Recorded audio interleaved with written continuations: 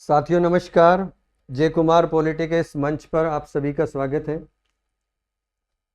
DPSP के अनुच्छेद हम पढ़ चुके हैं, उनका समापन हो चुका है, लेकिन डीपीएसपी से संबंधित कुछ और तथ्य पढ़ लेते हैं, कुछ और आर्टिकल्स देख लेते हैं, कुछ तुलनात्मक अध्ययन कर लेते हैं। संविधान के अन्य भागों में जो नीति निर्देशक तत्व दे रखे हैं उन पर चर्चा कर लेते हैं। यानी भाग 4 में नीति निर्देशक तत्वों का वर्णन है।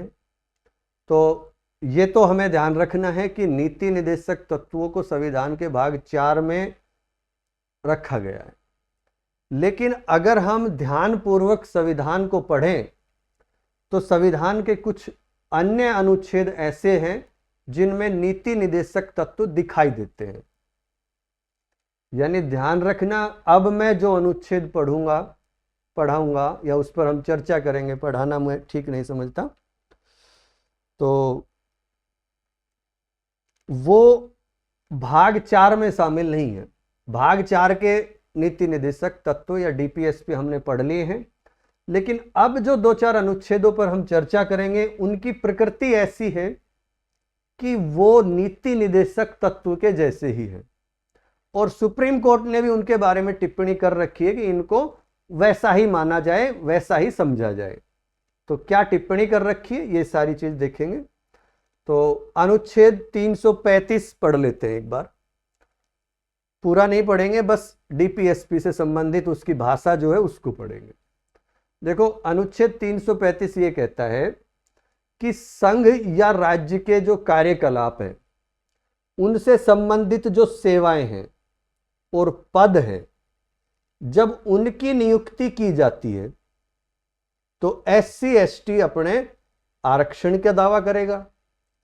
अनुसूचित जाति और अनुसूचित जनजाति जो दावे करते हैं, इसमें आरक्षण शब्द नहीं लिखा हुआ है, मैं तो वैसे कह रहा हूं, जो दावे करते हैं उनको जब लागू करे या उनकी बातों को माने, तो राज्य की यह जिम्मेदारी है कि प्रशासन की दक्षता या गुणवत्ता बनाए रखने पर भी विचार करना चाहिए। यानी प्रशासन की एफिशिएंसी नष्ट नहीं होनी चाहिए। कहने का मतलब यह है कि जब उनको कहीं भी आरक्षण दिया जाए, व्यवहार में बता रहा हूं, आरक्षण शब्द यहां पर नहीं लिखा है, जब भी उनको आरक्षण दिया जाए तो प्रशासन की गुणवत्ता का भी ख्याल रखा जाए। और हम देखते हैं अभी कई भर्तियों में 40% की अनिवार्यता की है कि 40% नंबर लाना जरूरी है। तो ये उसी दक्षता, उसी गुणवत्ता को बनाए रखने के लिए किया गया है। तो आरक्षण को समाप्त तो नहीं कर रहा है, लेकिन दक्षता बनाए रखे। यानी ऐसे नियम लगा सकते हैं, या राज्य का ये कर्तव्य है, लगा नहीं सकते, राज्य का ये कर्तव्य है कि वो गुणवत्ता को डिस्टर्ब ना होने दे, जो क्वालिटी है वो बनी रहे। जैसे हमने देखा पीछे लगभग 2010, 11, 12, 13 की कई जो भर्तियां आई, उस समय टीचर्स की भर्ती में हमने देखा कि कई 0 नंबर लाने वाले भी टीचर बन गए, कई 0 से भी कम नंबर लाए, माइनस में नंबर आए हैं तो भी टीचर बन गए। तो ये गुणवत्ता में कमी आई है इसका मतलब। और देखो, ये गलत नहीं है, क्योंकि एक शिक्षक जो है वो 0 नंबर ला रहा है तो उसके हाथ में बच्चों का भविष्य होता है। तो यहां पर ये क्राइटेरिया रख देना 40% का, ये एक सकारात्मक है, ये नकारात्मक इसको नहीं कह सकते। और अब तो ऐसी समस्या भी नहीं आती है, लोग पढ़ने लिखने लग गए हैं सभी कैटेगरी में, तो इतनी समस्या नहीं आती है कि 0 रिजल्ट जा रहा है, माइनस में जा रहा है, ऐसा नहीं होता है। लेकिन फिर भी सरकार ऐसी गुणवत्ता बनाए रखने के लिए ऐसे नियम निर्धारित करे, ये उसका दायित्व बनता है। तो एक तो अनुच्छेद 35 ये कहता है। एक अनुच्छेद 350 ए या के। देखो, 350 ए ये कहता है कि प्रत्येक राज्य और राज्य के भीतर प्रत्येक स्थानीय प्राधिकारी वगैरह को हमने डिटेल में पहले पढ़ लिया था जब राज्य की परिभाषा पढ़ी थी। तो उन सब का ये कर्तव्य है कि वे जो भाषाई अल्पसंख्यक वर्ग के बच्चे हैं उनको प्राथमिक स्तर की जो शिक्षा है वो उनकी मातृभाषा में देने की सुविधा करने का प्रयास करें। प्राथमिक स्तर मतलब 5वीं क्लास तक की बात। तो 5वीं क्लास तक की भाषा जो उसकी शिक्षा है उसमें मातृभाषा में दी जाए, ऐसी व्यवस्था करे। प्रत्येक राज्य का यह कर्तव्य है, प्रत्येक स्थानीय प्राधिकारी का यह कर्तव्य है कि वो भाषाई अल्पसंख्यक वर्ग के लिए बालकों को शिक्षा के प्राथमिक स्तर पर मातृभाषा में शिक्षा की पर्याप्त सुविधाओं की व्यवस्था करने का प्रयास करे। यह आर्टिकल 350A कहता है या 350 क कहता है। एक आर्टिकल ये हमारा डीपीएसपी से जुड़ा हुआ लगता है या इसकी भाषा हमें ऐसी प्रतीत होती है। और एक है अनुच्छेद 351। देखो अनुच्छेद 351 ये कहता है कि संघ का ये कर्तव्य होगा, संघ का मतलब आप समझो केंद्र सरकार, साधारण भाषा में ये कर्तव्य होगा कि वो हिंदी भाषा के प्रयोग को प्रोत्साहन प्रदान करे, इसका विकास करे, जिससे वह भारत की संस्कृति के सभी तत्वों की अभिव्यक्ति का साधन बन सके। यह लैंग्वेज लिखी है, यानी संघ का कर्तव्य है कि हिंदी भाषा के प्रयोग को प्रोत्साहन दे, उसका विकास करे, यह ध्यान रखना है। तो अनुच्छेद 351 में संघ का यह कर्तव्य है। तो संघ का कर्तव्य, संघ मतलब राज्य, भाई राज्य की परिभाषा में हमने देखा उसका दायरा बहुत बड़ा है। तो कोई भी राज्य का जो कर्तव्य है वही तो डीपीएसपी है। मान ली ये तीनों अनुच्छेद हमने, ये उस डीपीएसपी का हिस्सा नहीं है, भाग 4 का हिस्सा नहीं है, लेकिन अभी सुप्रीम कोर्ट पर चर्चा करते हैं। सुप्रीम कोर्ट ने ये 351 से संबंधित एक मामला सुप्रीम कोर्ट में गया था। तो सुप्रीम कोर्ट ने कहा कि देखो अनुच्छेद 335, 350 के और 351 इनमें जो शामिल निर्देश हैं वो संविधान के भाग 4 में शामिल नहीं है, ये बात सच है। लेकिन न्यायालय ने इन सिद्धांतों को लागू करने पर उतना ही ध्यान दिया है जितना कि नीति निदेशक तत्वों पर हम ध्यान देते हैं। इसलिए इन्हें संविधान के भाग 4 के साथ ही पढ़ा जाना चाहिए। ये खुद सुप्रीम कोर्ट ने कहा है। 351 से संबंधित कोई मामला वहां गया था तब। तो ये हो गए हमारे डीपीएसपी अलग से जो भाग 4 के अलावा है। सैद्धांतिक तौर पर इनको नहीं कह सकते क्योंकि सैद्धांतिक तौर पर तो 36 से 51 ही डीपीएसपी का वर्णन है। हाँ, इनका व्यवहारिक और इनकी भाषा, इनकी प्रकृति को देखें तो ये डीपीएसपी की श्रेणी में ही आते हैं और सुप्रीम कोर्ट ने भी इनको कहा है इनके बारे में। तो हेडिंग डालो, संविधान के अन्य भागों में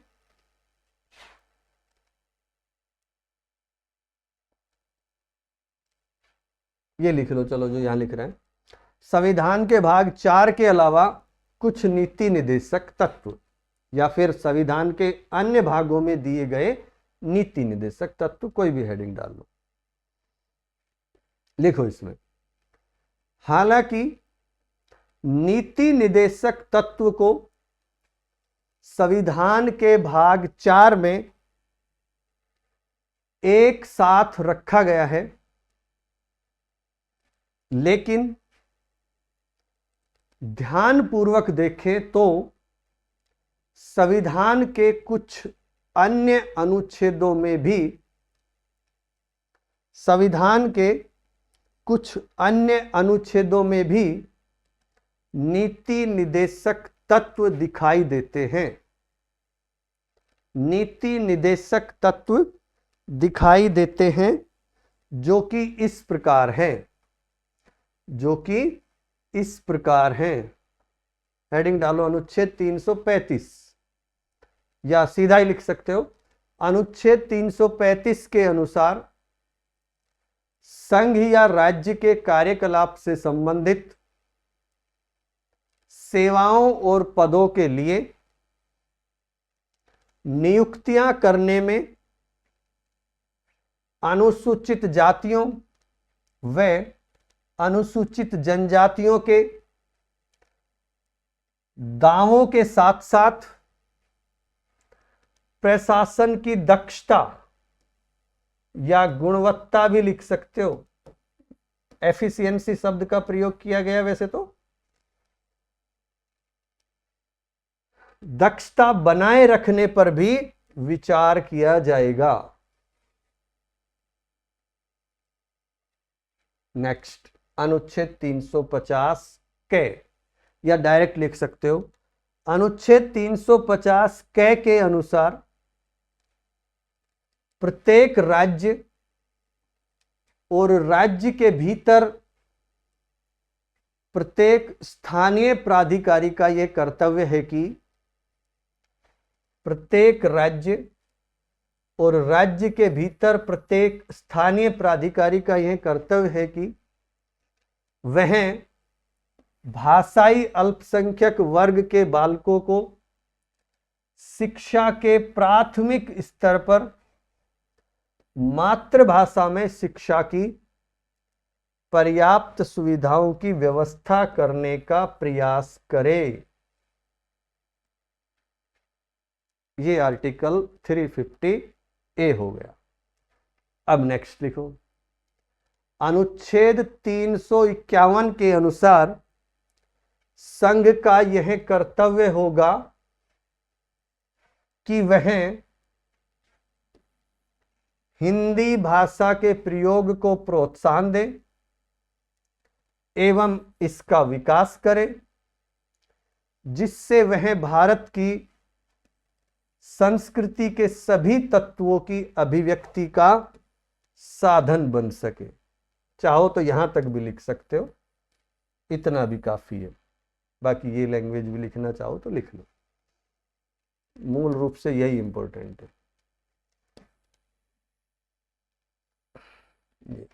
बाकी नीचे वाला आपकी इच्छा पर है। नेक्स्ट लिखो, उच्चतम न्यायालय ने अनुच्छेद 351 से जुड़े एक मामले में, उच्चतम न्यायालय ने 351 से जुड़े एक मामले में यह कहा है कि यद्यपि अनुच्छेद 335, 350 के और 351 में शामिल निर्देश संविधान के भाग 4 में शामिल नहीं है, संविधान के भाग 4 में शामिल नहीं है, लेकिन न्यायालय ने, यानी उन्होंने स्वयं ने, इन सिद्धांतों को लागू करने पर उतना ही ध्यान दिया है, उतना ही ध्यान दिया है जितना कि नीति निर्देशक तत्वों पर। इसलिए इन्हें संविधान के भाग 4 के साथ ही पढ़ा जाना चाहिए।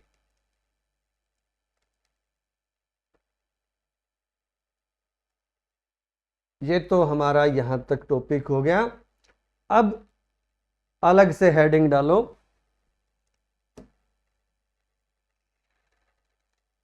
डीपीएसपी और फंडामेंटल राइट्स में अंतर, मूल अधिकार और नीति निर्देशक तत्वों में अंतर, difference between fundamental rights and directive principles of state policy. देखो सीधा सीधा लिख लेते हैं, टाइम कम लेंगे, 5-7 पॉइंटों में इसको समाप्त करते हैं। वैसे बोलचाल में हम इन पर चर्चा लगातार करते हुए आए हैं, फिर भी एक अलग जगह इनको लिख लेंगे तो ये अच्छे से हमारे याद रहेगा। नंबर 1 डाल के लिख सकते हैं, दोनों तरफ। एक तरफ लिखो, मूल अधिकार न्यायालय द्वारा प्रवर्तनीय है। यहां पर मूल अधिकार लिख लो, ये मूल अधिकार से संबंधित हो गए और ये डीपीएसपी हो गए। मूल अधिकार न्यायालय द्वारा प्रवर्तनीय है, यानी लागू करने योग्य है, सीधी सी बात यह है। और ये लागू करने योग्य नहीं। मैं लिखवाऊंगा, पहले समझ लो। देखो, अनुच्छेद 32 के तहत संवैधानिक उपचारों का अधिकार स्वयं एक मूल अधिकार है और न्यायपालिका को मूल अधिकार में कटौती करने वाले किसी कानून को अमान्य करने की घोषित शक्ति प्रदान कर रखी है। लेकिन नीति निदेशक तत्व न्यायालय द्वारा परिवर्तनीय नहीं है, परिवर्तनीय नहीं है। एक बात हो गई।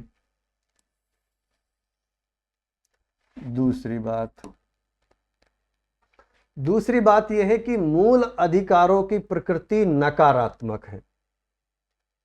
कैसी है? इनकी प्रकृति नकारात्मक है और इनकी प्रकृति कैसी है? सकारात्मक है। क्यों है नकारात्मक सकारात्मक? नकारात्मक इसलिए है क्योंकि राज्य की शक्ति पर प्रतिबंध लगाते हैं। कौन? Fundamental rights. यहां तक कि कुछ मामले में तो निजी व्यक्तियों पर भी प्रतिबंध लगाते हैं। और नीति निदेशक जो तत्व हैं उनकी प्रकृति सकारात्मक है क्योंकि वे राज्य को बताते हैं कि क्या क्या करो, कैसे करो, ये करो, वो करो, वो निर्देश देते हैं। तो डीपीएसपी फंडामेंटल राइट्स नकारात्मक और फंडामेंटल ड्यूटी ये डीपीएसपी सकारात्मक। दो बातें हो गई। तीसरी बात यह है कि मूल अधिकारों का जो मुख्य उद्देश्य है वो है राजनीतिक लोकतंत्र की स्थापना। इनका जो उद्देश्य है वो है सामाजिक आर्थिक लोकतंत्र की स्थापना और साथ में कल्याणकारी राज्य की स्थापना। ये इनका, यहां से प्रश्न बहुत बार आता है। ये जो राजनीतिक लोकतंत्र और ये सामाजिक आर्थिक और ये कल्याणकारी जो शब्द लिखे हैं, यहां से इतनी बार प्रश्न आ चुका है कि पता नहीं 20, 30, 50 बार, 100 बार आपके राजस्थान में ये प्रश्न आ चुका है। बाकी तो हर स्टेट में कहीं कहीं सब जगह प्रश्न आता है। तो ये बहुत ही इंपॉर्टेंट है। साधारणतः ये सवाल सेकंड ग्रेड में बहुत बार आ चुका है, हो सकता है ना आए। थर्ड ग्रेड में आने की संभावना बनती है। फर्स्ट ग्रेड में और कॉलेज आरएस वगैरह में इन पे कुछ पता नहीं किस तरह से घुमा फिरा के दे, और बाकी रिपीट भी खूब होते हैं। ऐसा तो है नहीं कि एक बार जो प्रश्न आ गया दोबारा आता ही नहीं है, बहुत सारे प्रश्न रिपीट भी होते हैं। तो इस पॉइंट को ध्यान रखना। यानी ये राजनीतिक फंडामेंटल राइट्स राजनीतिक लोकतंत्र की स्थापना इनका उद्देश्य है। नीति निदेशक तत्वों का सामाजिक आर्थिक लोकतंत्र की स्थापना करना उद्देश्य है और एक लोक कल्याणकारी राज्य का निर्माण करना इनका उद्देश्य। अब यह है चौथा पॉइंट। मूल अधिकारों पर हमने जब पढ़ा था संविधान 12 से 35 जब अध्ययन किया था, तो उनमें प्रतिबंधों का भी वर्णन था। रीजनेबल रेस्ट्रिक्शंस भी लगाए गए हैं संविधान में ही। तो युक्ति युक्त प्रतिबंध लगाए गए हैं। किन पर? मूल अधिकारों पर युक्ति युक्त रीजनेबल रेस्ट्रिक्शंस प्रतिबंध, और यहां पर प्रतिबंधों से ये मुक्त है, ये कह सकते हैं। ये चार बातें हो गई। मूल अधिकारों पर प्रतिबंध लगते हैं, संविधान में लगाए गए हैं। नीति निदेशक तत्व इससे मुक्त है। उन पर सामान्यतः केवल यही प्रतिबंध है नीति निदेशक तत्वों पर कि वे व्यक्तियों के मौलिक अधिकार का उल्लंघन ना करें। और कुछ मामलों में तो हमने देख लिया है कि मौलिक अधिकारों से भी उनको ऊपर माना गया। डिटेल में हमने वहां पढ़ लिया था, जब मौलिक अधिकार पढ़ा था तो उन पर डिटेल में चर्चा हो गई थी। विशेषकर आर्टिकल 31A, 31B, 31C पर हमने जब फोकस किया था संपत्ति के अधिकार के समय, तो उन पर चर्चा हो गई थी। पांचवा पॉइंट ये है, पांचवा अंतर ये करेंगे कि अधिकांश मूल अधिकारों को लागू करने के लिए कानून बनाने की आवश्यकता नहीं है, ये स्वतः लागू होते हैं।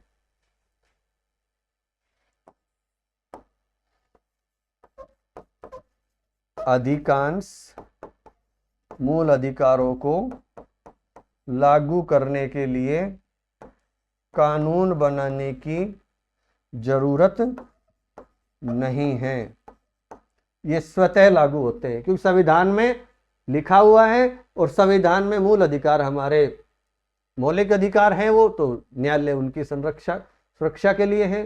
राज्य के विरुद्ध प्राप्त होते डायरेक्ट हमें मिल रहे हैं, वहां लिखा हुआ है और हमें मिल गए, ये मान लो।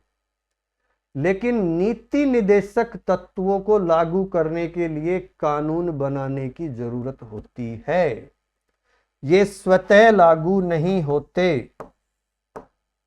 ये स्वतः लागू नहीं होते।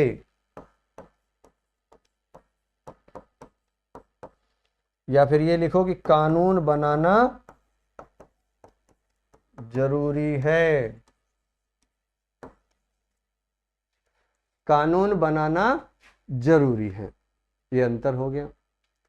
एक अंतर यह है कि मूल अधिकार उदारवादी विचारधारा पर आधारित है और व्यक्ति और उनके अधिकारों का संरक्षण करते हैं, जबकि नीति निदेशक तत्व अलग अलग विचारधाराओं पर आधारित है। ये तो एक विकसित देश की निशानी है, ज्यादातर विकसित देशों में मौलिक अधिकारों पर फोकस किया जाता है। तो ये तो उदारवादी जो आधुनिक विचारधारा चल रही है उस पर आधारित है, और ये तो कई तरह की इस पे विचारधारा शामिल है। इसमें कल्याणकारी राज्य की विचारधारा है, इसमें फेबियन समाजवाद की विचारधारा है, गांधीवादी भी है, पर्यावरणवाद भी है, अंतरराष्ट्रीयवाद भी है, इसमें ये सारी विचारधाराएं शामिल है। और एक अंतर और है कि मूल अधिकार व्यक्ति केंद्रित होते हैं, नीति निदेशक तत्व समूह केंद्रित होते हैं। कोई नीति निदेशक तत्व एक व्यक्ति के लागू का कोई योजना बनती तो पूरे समाज के लिए, देश के लिए, राज्य के लिए या किसी क्षेत्र विशेष के लिए लागू होते, तो वो समूह केंद्रित होते हैं। और मूल अधिकार व्यक्ति केंद्रित है, एक व्यक्ति के अधिकार का हनन हुआ तो उसको अधिकार का संरक्षण मिलेगा। तो ये कुल मिलाकर हमने मोटे तौर पर 7 अंतर बनाए हैं अपनी तरफ से। बाकी कोई और भी अंतर आप निकालने को जब गहनता से अध्ययन करें तो कितना ही अंतर निकाल लो, मुख्य रूप से आप इनको याद कर लेना, अच्छे से कवर हो जाएगा। हेडिंग डालो, मूल अधिकारों और नीति निदेशक तत्वों में अंतर, difference between fundamental rights and directive principles of state policy. Number 1 डालो, ऐसे ही सारणी बना लो।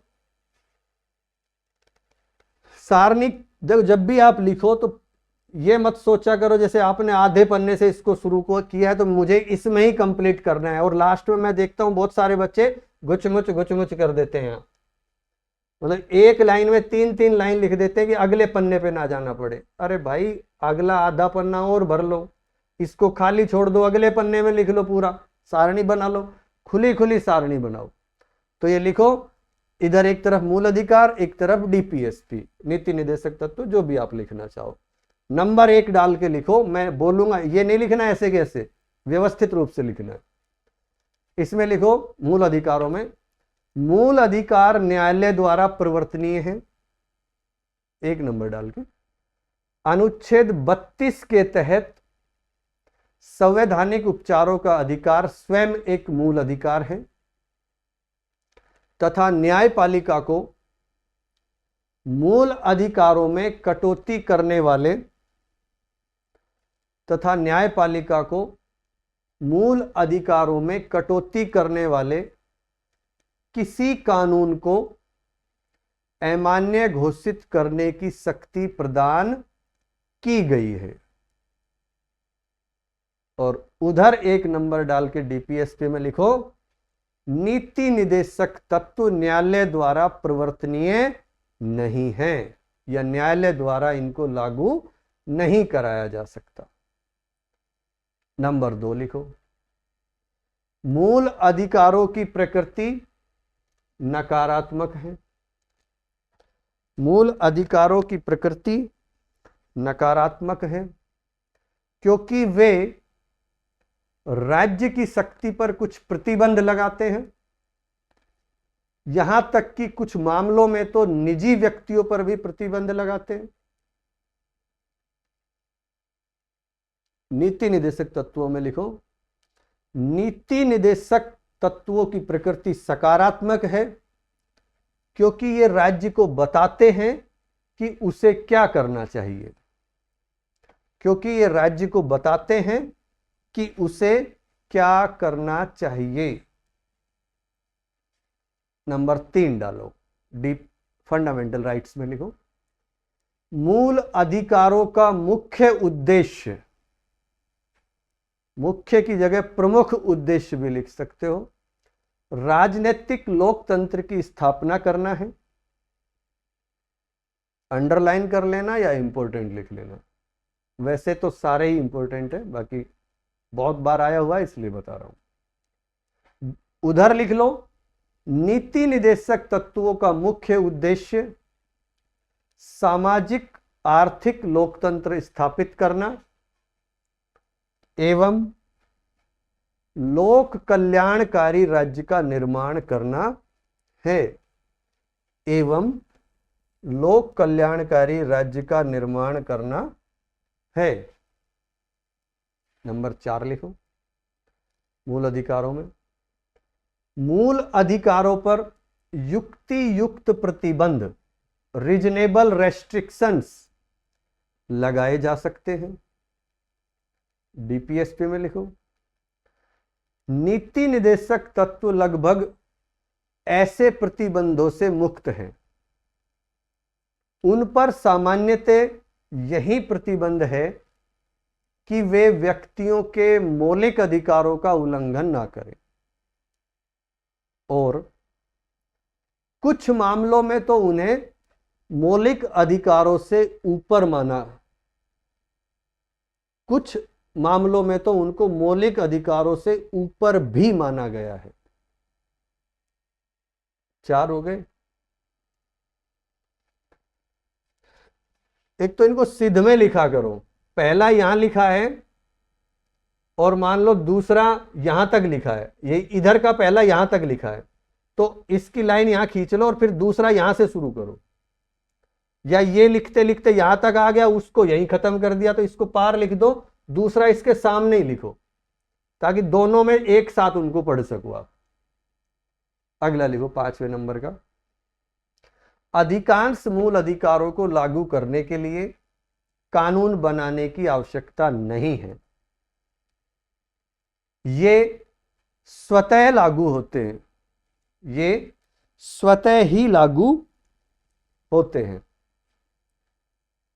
इधर लिखो, नीति निदेशक तत्वों को लागू करने के लिए कानून बनाने की आवश्यकता होती है, ये स्वतः लागू नहीं होते, ये स्वतः लागू नहीं होते।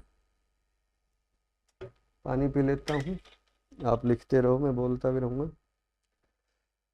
6 नंबर लिखो, मूल अधिकार उदारवादी दर्शन पर आधारित है। मूल अधिकार उदारवादी दर्शन पर आधारित है, जो व्यक्ति और उनके अधिकारों का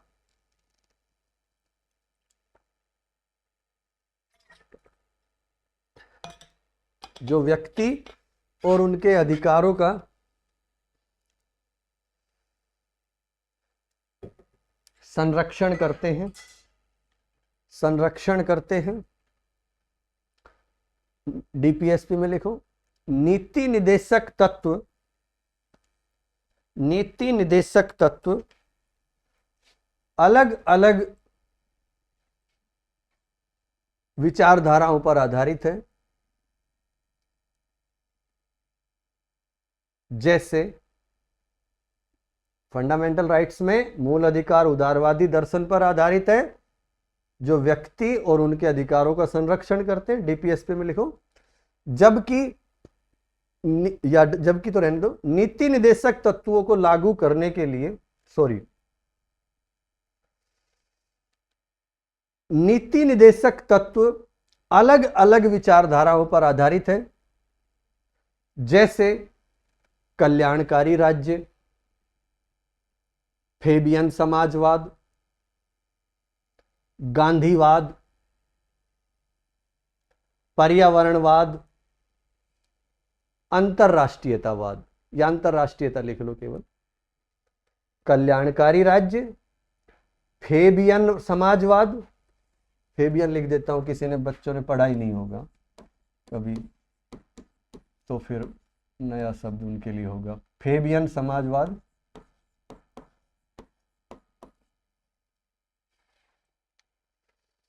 गांधीवाद हो गया, पर्यावरणवाद होगा, अंतरराष्ट्रीयता होगी, ये हो गए, ये सारे शब्द आप खुद ही लिख लोगे। एक और लिख लो लास्ट वाला, मूल अधिकार व्यक्ति केंद्रित होते हैं,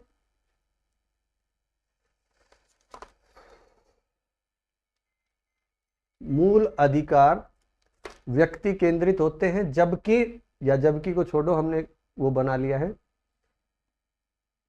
पार्टीशन कर लिया है, तो नीति निदेशक तत्व समूह केंद्रित होते हैं। मूल अधिकार व्यक्ति केंद्रित होते हैं, नीति निदेशक समूह केंद्रित होते हैं। सभी को नमस्कार। डीपीएसपी का ये हमारा टॉपिक खत्म। अब हम अगले लेक्चर में मूल कर्तव्य पढ़ेंगे, उसके बाद अपन सीधे सीधे राष्ट्रपति, और राष्ट्रपति के जैसे खतरनाक टॉपिक है जो बहुत से बच्चों की समस्या है। संविधान पढ़ने वाले सभी ज़्यादातर, सभी की तो नहीं, ज़्यादातर बच्चों की समस्या है कि राष्ट्रपति चुनाव समझ में नहीं आ रहा साहब। तो हम उस राष्ट्रपति चुनाव को बहुत ही सरल भाषा में समझेंगे। ऐसा हो नहीं सकता कि आपके समझ में ना आए। तो आज के लिए इतना ही, धन्यवाद।